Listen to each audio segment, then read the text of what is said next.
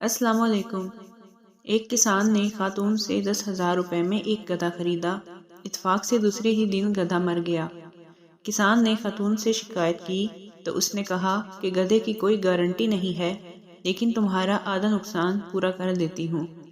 تم مرا ہوا گدھا مجھے واپس کر دو، بدلے میں 5,000 روپے واپس لے جاؤ، وہ بھی 1 ماہ بعد ملیں گے۔ کسان نے کہا مجھے منظور ہے، لیکن تم مرے ہوئے گدھے کا کیا کرو گی؟ خاتون نے کہا کہ میں اس مرے ہوئے گدھے سے 10,000 روپے کما کر دکھاؤں گی۔ کسان نے کہا ٹھیک ہے، میں 1 مہینے بعد آؤں گا۔ 1 مہینے بعد کسان واپس آیا تو دیکھا وہی مرا ہوا گدھا ابھی تک پڑا ہے، لیکن خاتون نے کسان کو 5,000 ادا کر دیے۔ کسان کو حیرت ہوئی اور پوچھا کہ تم نے مرے ہوئے گدھے سے پیسہ کیسے کمایا؟